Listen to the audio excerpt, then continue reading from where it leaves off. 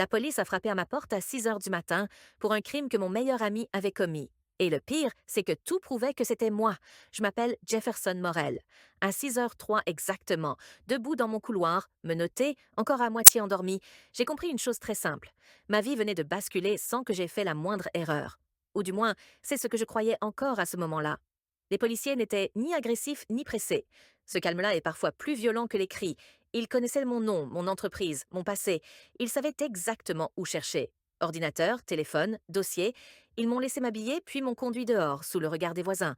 À cet instant précis, je n'étais plus un entrepreneur. J'étais un suspect. Pendant le trajet, je n'ai pensé qu'à une seule personne. Hugo. Hugo et moi, c'était une histoire qui remontait loin, trop loin pour être remise en question facilement.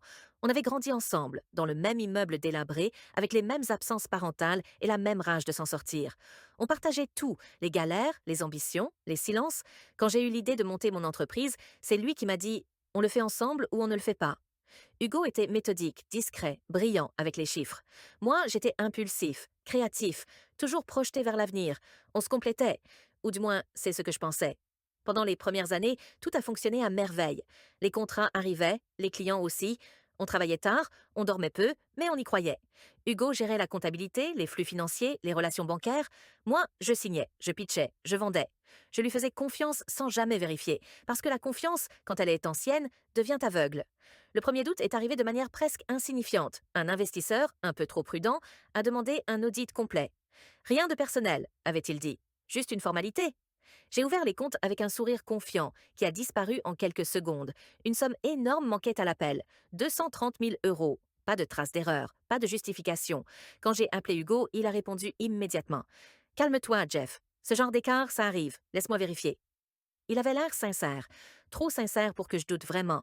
Mais la justice, elle, doute toujours. 3 jours plus tard, les enquêteurs ont débarqué. D'abord au bureau, puis chez moi. Ils parlèrent de détournement de fonds, de fraude organisée, de responsabilité pénale. Et très vite, j'ai compris que la situation était bien pire que ce que j'imaginais. Tous les virements suspects avaient été effectués avec mes accès. Ma signature électronique, mon autorisation. En garde à vue, un enquêteur m'a regardé droit dans les yeux et m'a dit « Jefferson, à ce stade, vous êtes le principal suspect. » À cet instant, j'ai ressenti quelque chose que je n'oublierai jamais. Ce n'était pas de la peur, c'était de l'injustice pure, cette sensation écrasante d'être pris dans une mécanique qui te dépasse totalement. Le point culminant est arrivé quand ils m'ont annoncé la peine encourue. Prison ferme, interdiction de gérer, ruine professionnelle. Pendant ce temps-là, Hugo jouait son rôle à la perfection, ami inquiet, associé trahi. Il m'envoyait même des messages de soutien. « Tiens bon, Jeff, la vérité va sortir. » Et puis, lentement, quelque chose a changé. Un détail, un vieux mail, une incohérence dans un horodatage, une trace que Hugo avait négligée. La justice a commencé à comprendre qu'il y avait autre chose, que quelqu'un avait utilisé ma confiance comme une arme. Au procès, tout s'est effondré pour lui. Les preuves s'accumulaient, mais les contradictions aussi, jusqu'au moment où il a craqué. Il a baissé la tête et a dit « J'ai tout fait, Jefferson n'a jamais su. » La justice a tranché. Hugo a été condamné, moi acquitté. C'est là que beaucoup pensent que l'histoire se termine. Mais ce n'était que le début d'une autre chute, parce que même innocent, je n'ai jamais récupéré ce que j'avais perdu. L'entreprise s'est effondrée, les investisseurs ont disparu. Mon nom est resté associé au scandale. Chaque opportunité s'arrêtait au même point, la méfiance. La justice a puni le coupable. Mais elle ne m'a jamais rendu ma vie. Aujourd'hui encore, je vis avec les conséquences d'une trahison parfaite. Une trahison qui n'a pas seulement volé de l'argent, mais du temps, de la confiance et une part de mon identité.